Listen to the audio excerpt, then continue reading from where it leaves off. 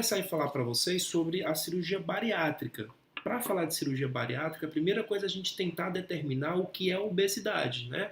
A obesidade ela é um grau de desregulação, né, nutricional, onde você tem um aporte nutricional que excede a necessidade calórica daquele paciente. Então o paciente ele começa a ganhar peso, acumular gordura e com tudo isso vem uma sorte de doenças, né, associadas. A obesidade ela não é uma questão estética, né? Não é uma questão estética, não é para ficar magro para ficar mais bonito, é uma questão sobretudo de saúde, porque junto com a obesidade tem uma sorte de outras doenças que acompanham, que são acompanhadas ou que são pioradas por ela, tá certo? Por exemplo, risco cardíaco, diabetes, hipertensão, enfim. Então, primeira coisa é tirar isso da mente, achar que quem faz cirurgia bariátrica está fazendo cirurgia bariátrica por uma questão estética, não é, tá bom? A gente tem várias formas de poder caracterizar esse desequilíbrio, essa obesidade. Tá? Tem gente que vai poder caracterizar, tem gente que acredita que é melhor avaliar isso pelo índice de gordura corporal, tem gente que acredita, enfim. Para questões legais, a gente acaba definindo obesidade para tratamento de cirurgia, com cirurgia bariátrica, a gente ainda determina o cálculo do índice de massa corpórea, tá certo? Então é muito fácil se você quiser calcular o seu. Você vai pegar o seu peso, dividir pela altura ao quadrado. Por exemplo, se você pesa aí 80 quilos e tem 1,60 m, você vai pegar 80, dividir por 1,6 vezes 1,6. Esse resultado vai ser o teu IMC, certo? A gente acaba caracterizando da seguinte forma. Quem tem IMC entre 25 e 29,9 é caracterizado como um sobrepeso, certo?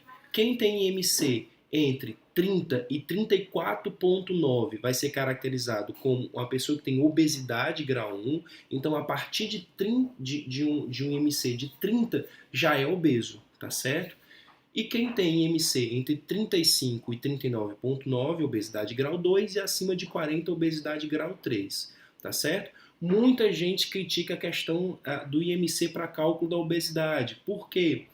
Porque às vezes a pessoa vai ter o IMC de 27, mas é porque é um cara que vai para academia, malha, tem massa muscular e é uma massa magra, tá certo? E esse cálculo do IMC acaba sendo superestimado. Ele tem um IMC lá de 27, mas não é um cara que é obeso ou tem sobrepeso, entendeu?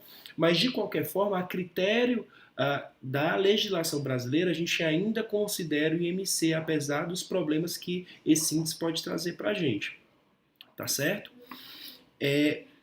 Quando é que está indicado a cirurgia bariátrica, né? Quando é que tem essa indicação? Por exemplo, obesidade grau 1, IMC entre 30 e 34,9 tem indicação? Não tem, tá certo? Mas obesidade grau 2 e obesidade grau 3 tem indicações, tá certo? Quem tem obesidade grau 3, ou seja, IMC acima de 40, ele tem indicação. Ponto. Não precisa ter outra coisa, não precisa ter outra doença. Isso por si só já é o suficiente. Mas quem tem obesidade grau 2, para ele ter indicação de cirurgia, ele precisa, além da obesidade, ter alguma doença, ter alguma comorbidade que seja piorada pela obesidade. Tem várias delas. Vou citar algumas e vou tentar não esquecer de nenhuma, mas vamos lá. Diabetes, hipertensão, doença do refluxo, osteoartrose de joelho, de coluna, tá certo? Apneia do sono, esteatose hepática, hipertrigliceridemia, hipercolesterolemia, ou seja, dislipidemias em geral, tá certo? Depressão associado à não aceitação corporal, tá? Não é a pessoa que morreu alguém, tá de luto e é isso. Não é isso. É a pessoa que tem depressão devido à não aceitação corporal, tá? Essas são esteatose hepática, tá? Acho que eu não tinha falado de esteatose. São alguns exemplos de doenças, tudo bem? Que são pioradas com a presença da obesidade, tá? E aí você no caso de uma obesidade grau 2, na presença de uma comorbidade dessa, está indicado a cirurgia, tá bom? Lembrando que obesidade grau 3, baixa tem IMC acima de 40, que está indicado, tá bom? A cirurgia. Vamos lá. Mas essas são as indicações, tá? E existem algumas coisas que podem contraindicar a cirurgia, ou seja, mesmo ele tendo obesidade grau 3 ou obesidade grau 2 associada a alguma comorbidade que piore com a obesidade, ele pode ter alguma contraindicação que não permita a cirurgia. Isso pode acontecer? Pode. Vamos para a primeira delas. Vamos pensar. Se a obesidade não for primária, se a obesidade não for a primária, for secundária, ou seja, tem alguma doença que leve à obesidade, você não vai precisar tratar a obesidade operando, você vai precisar tratar o problema primário dessa pessoa para corrigir a obesidade. Por exemplo, a pessoa tenha um hipotireoidismo, e esse hipotireoidismo diminui o metabolismo e a pessoa pode engordar, né? E é obeso por causa disso. Então o que é que vai acontecer? Você vai tratar o hipotireoidismo, né? E aí a tendência é que essa criatura perca peso, que esse paciente perca peso. Então não vai operar obesidade se você tem uma doença primária. Se a obesidade não é uma doença primária, ou seja, a obesidade não veio da obesidade, veio secundária a uma outra doença. Tá bom? Então isso é a primeira coisa. Então é muito importante que esses pacientes, que antes de serem operados, eles também passem por uma avaliação com um endocrinologista. Tá bom? Então, por lei, é obrigado. Tá? Segunda questão. A cirurgia por si só é uma alteração psicológica gigantesca para o paciente, tá certo? Cirurgia de grande porte, tem várias coisas que precisam mudar de contexto social desse paciente, de hábitos alimentares. Então esse paciente ele vai precisar, eu vou falar bem entendido, bem simples, bem simplificado. Ele vai precisar ter juízo, né? Ele vai precisar ter mente saudável para poder conduzir o pós-operatório dele. Então esses pacientes eles precisam também de avaliação do psicólogo, tá certo? É uma avaliação bem séria, tá? Se ele não tiver condições psicológicas de manter o tratamento, a cirurgia também está contraindicada. Por exemplo, se esse paciente for um alcoolista, ele não vai poder operar a cirurgia bariátrica, entendeu? Então não tem condições psicológicas de se manter na dieta posterior e de seguir todo o acompanhamento, de fazer uso dos polivitamínicos. É um paciente que pode dar problema posterior. Tá certo? Ele pode até ter um problema psiquiátrico, né? Mas se ele estiver controlado, se estiver estabilizado, tá? Ele pode operar depois, tá? Mas ele precisa ter condições psicológicas de manter o tratamento dele, tá certo? E outro detalhe, a legislação brasileira também exige que o paciente, antes de ser operado, ele tenha tido uma tentativa de tratamento clínico. Ou seja, ele vai ter que, por um período de 2 anos, ter tentado perder peso de alguma outra forma. Dieta, atividade física, tratamento medicamentoso com endocrinologista, com uso de sibutramina ou seus derivados, tá certo? Isso também é pré-requisito. Então, o paciente ele também vai passar por uma avaliação do nutricionista, tá certo? O nutricionista também vai avaliar para poder liberar esse paciente para a cirurgia, tá certo? Então, em resumo, é um pré-operatório e um pós-operatório de segmento multidisciplinar, tá? Não é só o cirurgião, não é só o endocrinologista, ou seja, não é só uma equipe médica, é uma equipe também de psicologia e nutrição. Isso é o mínimo, mas esses pacientes, eles ainda por vezes vão precisar de fisioterapia no pós-operatório, vão precisar de educador físico quando puderem retornar à atividade física. Então, apesar de esses não ser obrigado por lei ter parecer da fisioterapia e, por exemplo, do educador físico, mas são profissionais necessários e importantes também na condição desse paciente, tá certo? Beleza.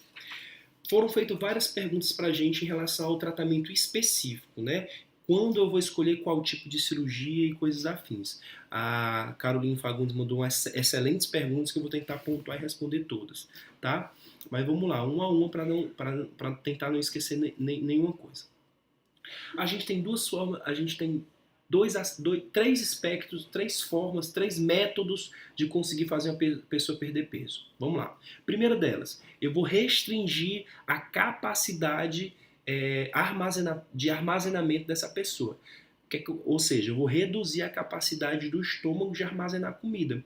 Então, se antes ele aguentava comer 3 quilos, eu vou reduzir o estômago para um tamanho tal que ele só consiga comer 50 ml. Comeu 50 ml, encheu o estômago, acabou. Isso é uma possibilidade de tratamento? É, que a criatura não vai conseguir comer mais que aquilo, tá certo? Então, existem, para tanto, cirurgias restritivas, que o intuito dela é restringir o tamanho do estômago, perfeito?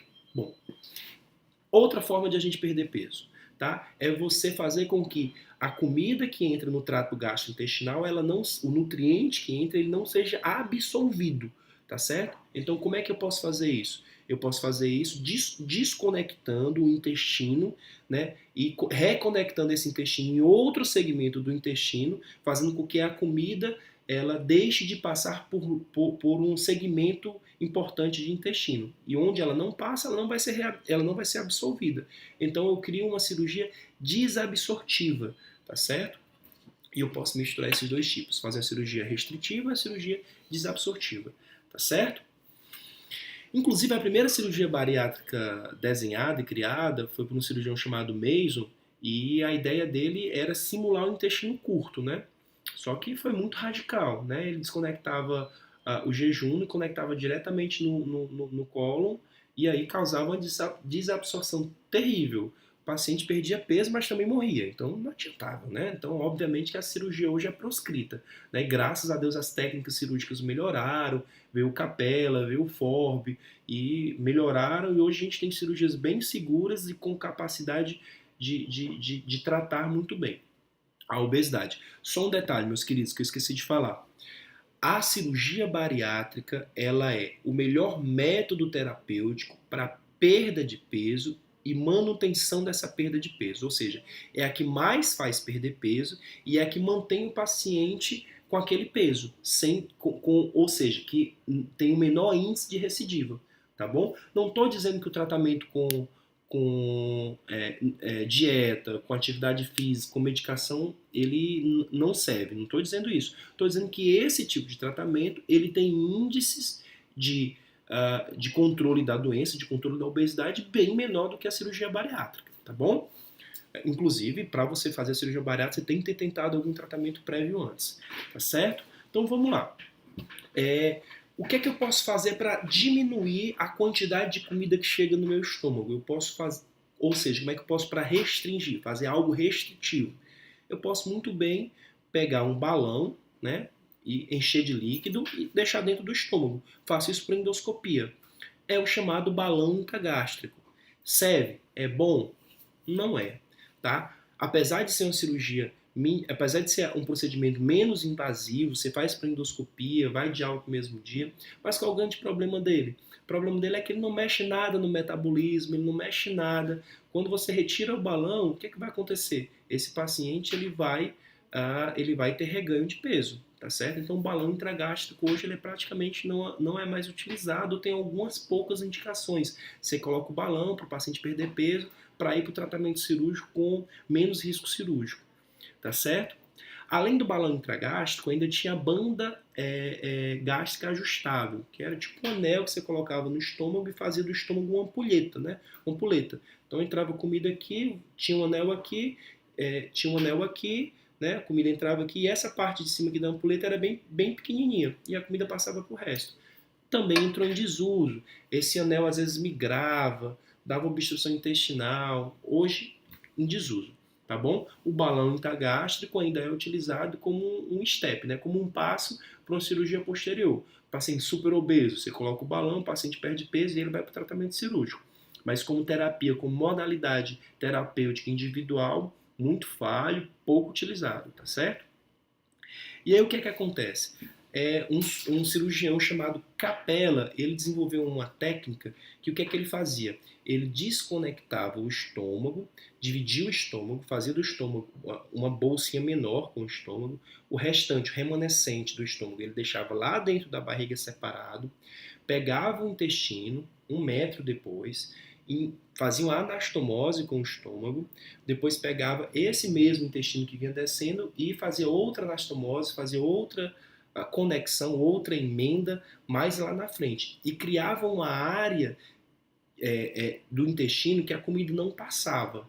comida não passaria por ali, portanto a comida não seria absorvida, os nutrientes não seriam absorvidos. Essa cirurgia foi chamada de de Capella, depois com alterações de outro cirurgião chamado Forbe, ficou sendo conhecido como Forbe Capella, e hoje em dia ela é conhecida como bypass gástrico, em Y de Roux, tá certo? É um nome bem grandão, mas basicamente a cirurgia é essa. Ele pega o estômago, transforma o estômago num reservatório de 50 ml, mais ou menos 50 ml, que a gente chama de paute gástrico, pega o intestino delgado, corre 1 metro dele, emenda lá em cima, corre outro metro, 1 metro e 20 do intestino e conecta lá embaixo nessa mesma alça, tá certo? Ou seja, tem 1 metro e tanto de intestino que a comida não vai passar por lá, ou seja, vai ser uma cirurgia restritiva e desabsortiva, tá certo? Essa cirurgia, ela foi a cirurgia mais realizada no mundo em relação à cirurgia bariátrica durante muito e muito tempo, durante um período, tá? E ela dá uma perda de peso de mais ou menos 80% do excesso do peso corporal. Entenda, não é que o paciente vai perder 80 quilos, nem tampouco que ele vai perder 80% do peso dele. Ele vai perder 80% do excesso de peso corporal. Se o paciente pesava 120 quilos e o peso ideal dele era 60, o excesso de peso dele era 60 quilos. Então, ele ia perder 80% de 60 a 48 quilos no decorrer de um ano. Doutor, pode perder mais depois? Pode, basta que ele mantenha dieta, atividade física, ele pode continuar perdendo peso. Mas restrito ao procedimento cirúrgico, é em torno de 80% do excesso de peso corporal durante um ano. Tá certo? E era uma cirurgia que dava pouco reganho de peso posterior. E tinha um aspecto também, do ponto de vista metabólico e endócrino, muito, muito interessante. Porque a comida não passava mais no duodeno, que é a primeira porção do intestino. E com isso elevava a produção de hormônios que estimulam a produção de insulina. Então esses pacientes eles acabavam tendo um controle insulínico muito bom no pós-operatório, tá? Isso era muito importante porque chega inclusive a curar o diabetes tipo 2, tá certo? Então é uma cirurgia que foi muito realizada durante muito tempo. O que é que acontece? Mas é uma cirurgia de grande porte, né? E esses pacientes, às vezes os super obesos, IMC de 50, 55, 60, o risco cirúrgico era aumentado. E o que é que as pessoas faziam? Acabavam fazendo um step, faziam a cirurgia menor primeiro para depois completar o bypass. Faziam a gastrectomia vertical, faziam um sleeve, né? Sleeve é um termo do inglês, né, que é manga de camisa, né, manga de blusa. Então, transformava o estômago, né, que é um grande, né, que é um grande recipiente em formato de J, fazia aquele J lá, transformava num tubo, né, de 50 ml mais ou menos, e depois convertia aquele tubo na cirurgia do bypass. Só que eles começaram a ver que os pacientes perdiam também muito peso, perdiam em torno de 70% do excesso do peso corporal. E alguns pacientes passaram a não ser reoperados depois, não completar o bypass. E daí foi estipulado, foi criado, foi desenvolvido a cirurgia que hoje é de sleeve, que é a cirurgia tecnicamente mais fácil de ser realizada, do ponto de vista de manutenção do trato gastrointestinal, ela é mais fisiológica e acabou que hoje ela é a cirurgia mais realizada no mundo. Em torno de 55 a 60% das cirurgias bariátricas do mundo todo, elas não são bypass, elas são o sleeve, tá certo? Complicações dessa cirurgia, de todas as duas. As duas podem dar fístula, tá certo? Vazamento por onde você corta ou por onde você emenda, tá certo? No caso do sleeve, você não tem anastomose, mas você pode ter vazamento de onde você corta a linha, de onde você corta o estômago, de onde você tubuliza o estômago, né? Principalmente no lugarzinho do estômago chamado ângulo de His, tá certo? E do bypass você pode ter fístula das anastomoses, né? A gente faz a anastomose lá do estômago, depois a outra anastomose lá embaixo do intestino com o intestino, tá certo? Então pode acontecer, tá certo? Agora tem uma complicação pós-operatória que é uma complicação específica do bypass, que é o chamado dumping, tá certo? O que é o dumping? O intestino da gente ele não está preparado para receber a comida toda de uma vez só. Ele está preparado para a comida ficar no estômago e aos poucos ser liberado para e aos poucos ser liberado para e aos poucos é liberado para o intestino, tá? Então o que é que acontece? À medida que a gente você reduziu o tamanho do estômago, tá? E você desconectou a parte do estômago que controlava a passagem da comida, que é o piloro. Então a comida entra naquele estômagozinho menorzinho que tu produziu na cirurgia e cai depois direto no intestino. Então o que é que acontece? Esses pacientes, o intestino não é preparado para isso, acabava que a comida que vem ela é hiperosmolar, ela vai necessitar de água para a digestão, vai chegar tudo de uma vez no intestino, vai tirar a água dos vasos sanguíneos para ir para dentro do intestino, vai ter uma hipotensão. Então, esses pacientes vão ter taquicardia, hipotensão, sudorese, tá certo? Isso é um tipo de dumping, tá? E mais tardiamente, esse alimento que chegou no jejum, ele vai precisar também de insulina para, depois de digerido, essa glicose entrar nas células, né? Então, o intestino, quando chegava aquela enxurrada de alimento de uma vez só, ele interpretava aquilo com uma necessidade bruta de insulina e produzia muita insulina. O paciente lá na frente tinha hipoglicemia. Então isso é o dumping, precoce e tardio, tá certo? E os pacientes que fazem o bypass, eles podem apresentar dumping, tá? Os que fazem sleeve, não, né? A comida continua passando pelo piloro normalzinho lá, então não vai ter isso. Então, esses pacientes com o bypass, eles podem ter dumping e a orientação é fracionar a dieta, comer menos, ter esses cuidados para você evitar, você cortar o problema, a complicação na fisiopatologia dela, tá certo? Foi feita uma pergunta para a gente em relação a outro detalhe. Outro detalhe em relação ao sleeve, porque que também é uma cirurgia que até é interessante. Porque o sleeve a gente secciona, a gente retira o fundo gástrico. E no fundo gástrico é um local onde há a maior produção do hormônio chamado grelina, que é o hormônio da fome. Tá? Então você acaba tirando isso do paciente. Tá? É impressionante como os pacientes pós-bariátricos, eles não têm fome. Eles são operados, estão lá, eles não têm fome. Né? Então o que é que acontece? No caso do sleeve é por causa da grelina, tá bom?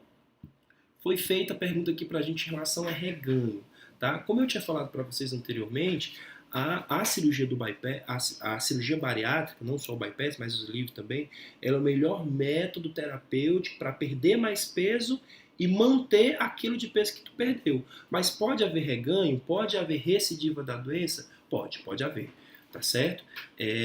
Isso não é tão infrequente como a gente gostaria, mas também não é na frequência absurda, muito pelo contrário, a maioria dos pacientes mantém aquele peso, tá certo? Mas, sobretudo, há alguns relatos aumentados de reganho de peso com o sleeve, tá bom?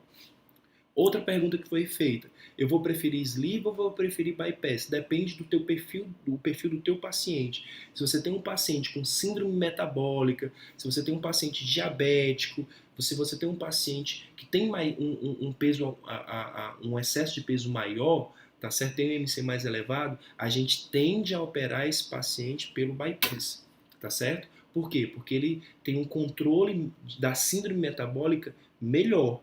Tá? Esses pacientes, é impressionante como alguns dias de operado, o controle glicêmico deles estão resolvidos, tá certo? Acredita-se que isso é por causa do que a comida não passa mais no duodeno, como eu já tinha explicado anteriormente, né? Mas é isso, eu acho que a gente respondeu tudo. Vou mandar um abraço aí pro Dr. Elan, que tá mandando aí uma lua aqui pra gente, tá bom? E dizer para vocês que foi bacana, tá certo? Amanhã eu lanço aí lanço mais uma enquete aí nas redes sociais para os novos temas. Mas é isso, pessoal. Valeu. Um abraço.